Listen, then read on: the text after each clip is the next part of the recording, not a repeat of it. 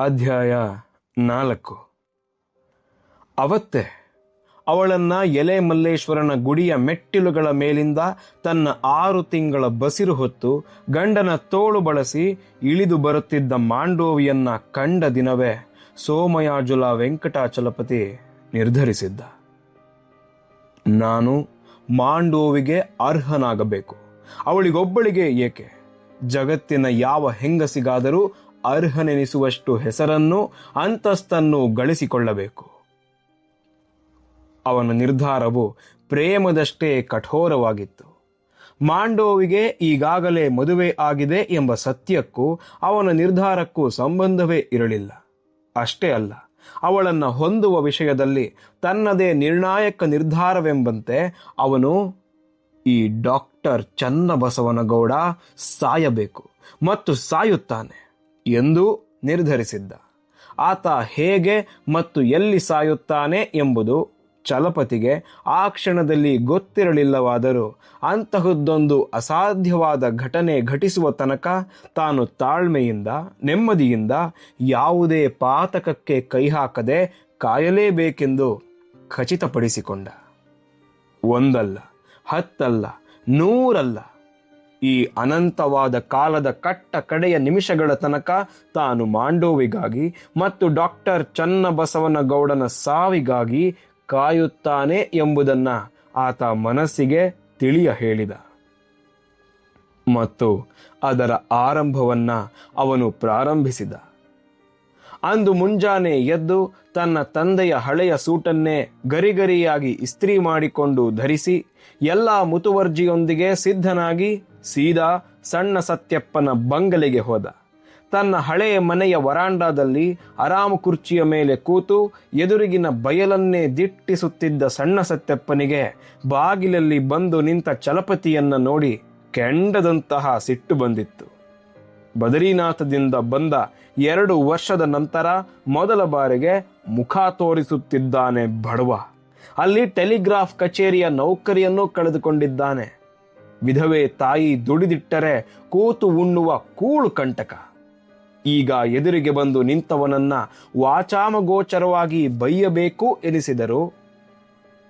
ಯಾವ ಮನುಷ್ಯನೂ ತನ್ನ ತಾಯಿಯ ಯೋನಿಯಿಂದ ಹೊರಬಿದ್ದ ಕೂಡಲೇ ಅವನು ಹುಟ್ಟಿಬಿಟ್ಟಿದ್ದಾನೆ ಎಂದು ಘೋಷಿಸಲಾಗದು.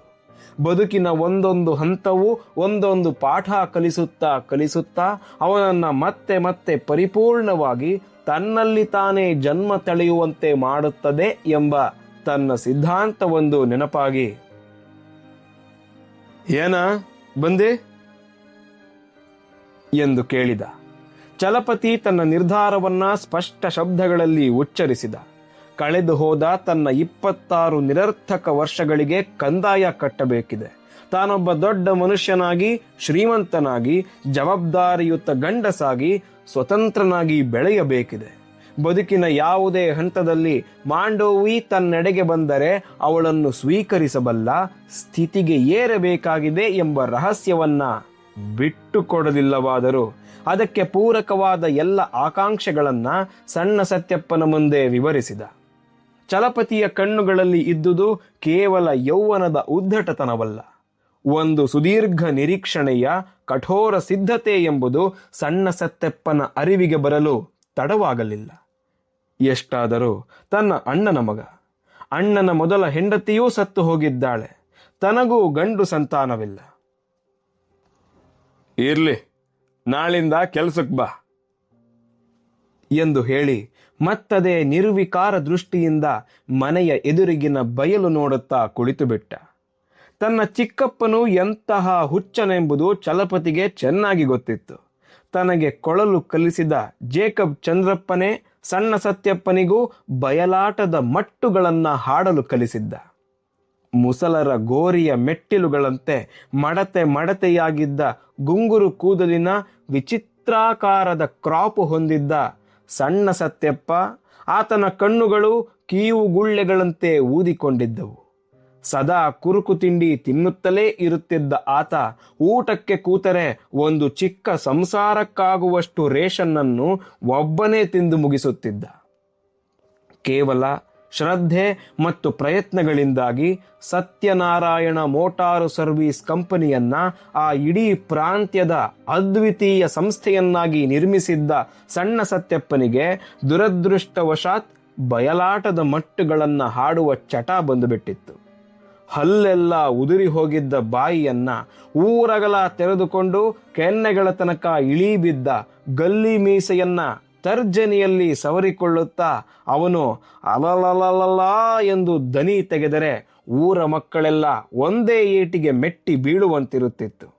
ನಿಜಕ್ಕೂ ದೊಡ್ಡ ಸ್ವರವಿದ್ದು ಖೇಚರದಲ್ಲಿ ಕೂಗಬಲ್ಲವನಾಗಿದ್ದ ಸಣ್ಣ ಸತ್ಯಪ್ಪನಿಗೆ ಅದು ಯಾರೋ ಪ್ರಸಿದ್ಧ ಗಾಯಕನಾದ ಪಾವಗಡದ ಕೊಂಡ್ಲಗಿರಯ್ಯನ ಅಪ್ರತಿಮ ಸಾಹಸವೊಂದನ್ನು ಕತೆ ಕಟ್ಟಿ ಹೇಳಿಬಿಟ್ಟಿದ್ದರು.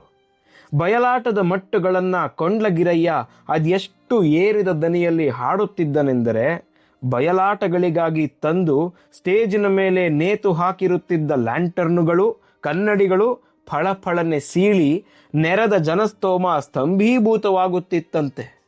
ಈ ಕಥೆಯನ್ನು ಕೇಳಿದ ದಿನದಿಂದ ಸಣ್ಣ ಸತ್ಯಪ್ಪ ಮನೆಯೊಳಗಿದ್ದ ಗಾಜಿನ ದೀಪ, ಹೂಜಿ, ಲೋಟ, ಕಡೆಗೆ ಕಿಟಕಿ ಗಾಜುಗಳ ಮುಂದೆಯೂ ಸರದಿ ಪ್ರಕಾರ ನಿಂತು ಮಟ್ಟುಗಳನ್ನು ಹಾಡೇ ಹಾಡಿದ.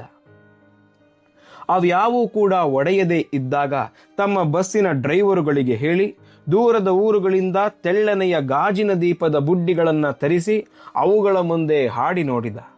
ಅವನ ಗಾಯನವನ್ನ ಸಹಿಸಲಾಗದೆ ಸನ್ನಿ ಬಡಿದಂತಾದ ಅವನ ಹೆಂಡತಿ ಅದೊಂದು ರಾತ್ರಿ ಎಡಗೈಯಿಂದ ಒಂದು ಬೀಸು ಬೀಸಿ ಎಲ್ಲ ಗಾಜಿನ ವಸ್ತುಗಳನ್ನು ಒಂದೇ ಏಟಿಗೆ ಒಡೆದು ಹಾಕಿದ ಮೇಲೆ ಬೇರೆ ದಾರಿ ಕಾಣದೆ ಸಣ್ಣ ಸತ್ಯಪ್ಪ ಅವರಿವರು ಸತ್ತಾಗ ರಾತ್ರಿಗಳಲ್ಲಿ ಹುಡುಗರು ಮಾಡುತ್ತಿದ್ದ ಭಜನೆಗಳಿಗೆ ಹೋಗಿ ಸೇರಿಕೊಳ್ಳುತ್ತಿದ್ದ ಮತ್ತು ಅವನಿಗೆ ಅದು ಲಾಯಕ್ಕಾದದ್ದು ಆಗಿತ್ತು. ಅವರಿವರ ಮನೆಗಳಲ್ಲಿ ಅಡುಗೆ ಮಾಡಿಕೊಂಡಿರುತ್ತಿದ್ದ ಪಾತರದ ಯಂಕಮ್ಮನೆಂಬ ಅವಿವಾಹಿತ ಹೆಂಗಸಿನ 3 ಮಕ್ಕಳಲ್ಲಿ 3 ಕೂಡ ಒಬ್ಬೊಬ್ಬ ತಂದೆಗೆ ಹುಟ್ಟಿದವರಾಗಿದ್ದರು.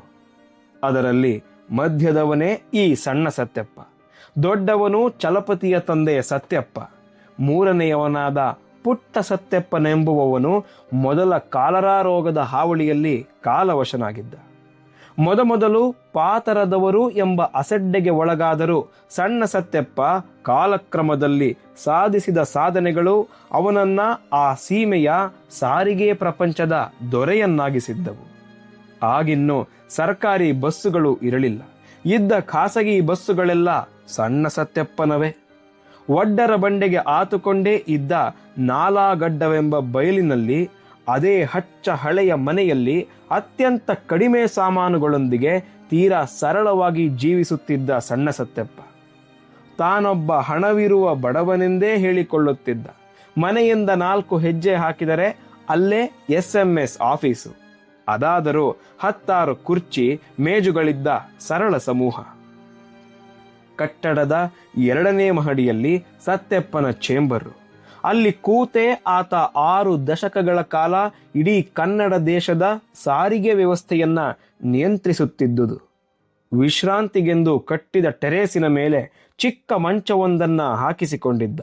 ಆತನನ್ನ ವಿಶ್ರಾಂತಿ ಕಾಲದಲ್ಲಿ ಯಾರೂ ಮಾತಾಡಿಸುವಂತಿರಲಿಲ್ಲ. ಮತ್ತು ಆತ ಬಯಲಾಟದ ಮಟ್ಟುಗಳನ್ನ ಒಮ್ಮೆ ಹಾಡತೊಡಗಿದನೆಂದರೆ ಅಲ್ಲಿಗೆ ಹೋಗುವ ಧೈರ್ಯ ಯಾರಿಗೂ ಆಗುತ್ತಿರಲಿಲ್ಲ. ಹೀಗಾಗಿ SMS ಕಚೇರಿಯ ಟೆರೇಸನ್ನ ವರ್ಷಗಟ್ಟಲೆ ಮತ್ತೊಬ್ಬ ಮಾನವ ಜೀವಿ ತುಳಿದಾಡುತ್ತಿರಲಿಲ್ಲ.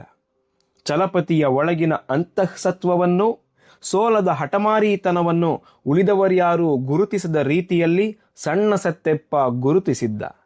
26 ನಿರುಪಯುಕ್ತ ವರ್ಷಗಳನ್ನ ಬೀದಿಗಳಲ್ಲಿ ತಿರುಗಿ ಕಳೆದು ಬಂದಿದ್ದ ಅವನನ್ನ ಕೆಲಸಕ್ಕೆ ತೆಗೆದುಕೊಂಡ ಮೊದಲ ದಿನದಿಂದಲೇ ಎಂತಹ ಅಸಹನೀಯವಾದ ಪರೀಕ್ಷೆಗಳಿಗೆ ಒಡ್ಡಿದನೆಂದರೆ ಚಲಪತಿ ಅಲ್ಲದೆ ಬೇರೆ ಯಾರಾದರೂ ಆಗಿದ್ದರೆ ಎಂದೋ ಅಲ್ಲಿಂದ ಓಡಿಬಿಡಬೇಕಿತ್ತು.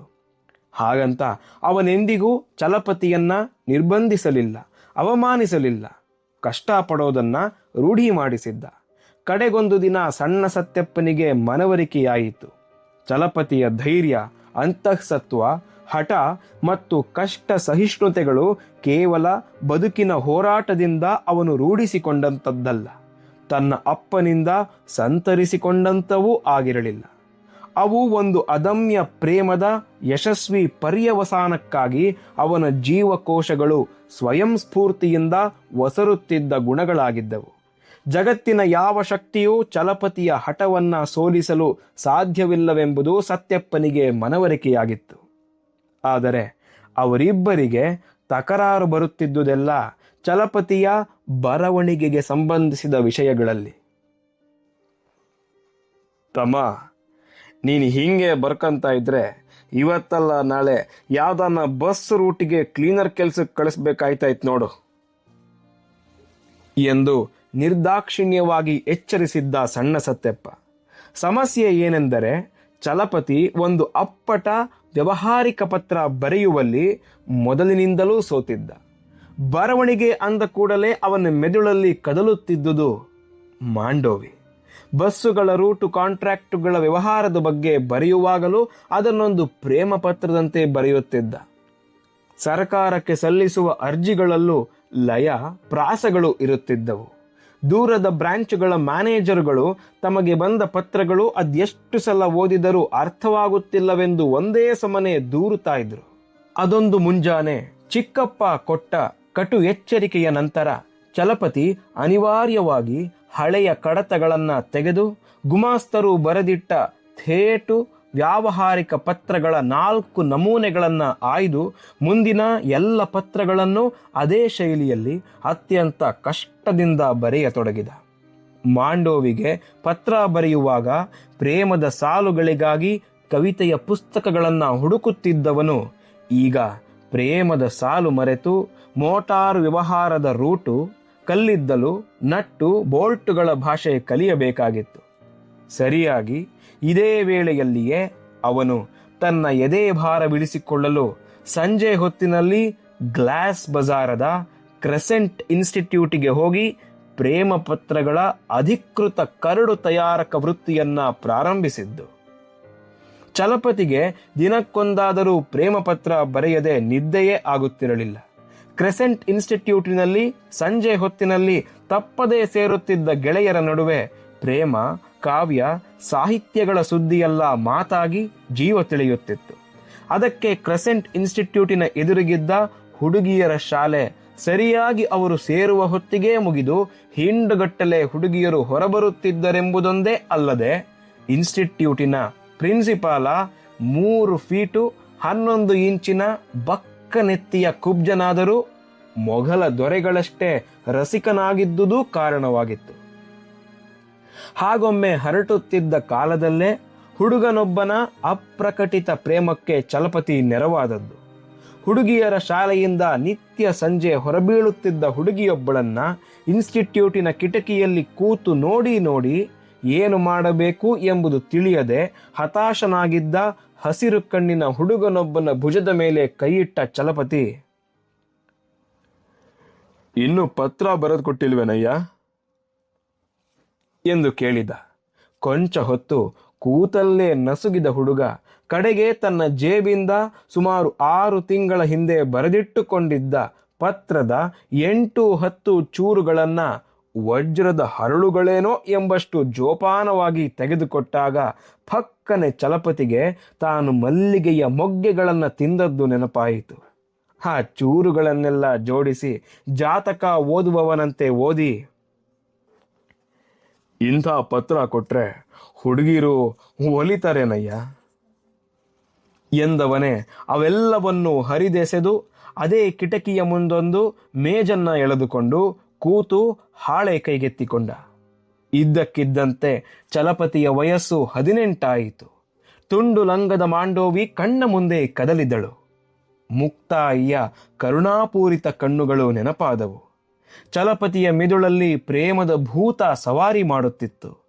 ತುಟಿಗಳು ಅದೇ ಹಸಿ ಹಸಿ ಪ್ರೇಮದ ಭೀಭತ್ಸತೆಯಿಂದ ಕಂಪಿಸುತ್ತಿದ್ದರೆ ಆತ ಪುಟಗಟ್ಟಲೆ ಬರೆಯತೊಡಗಿದ.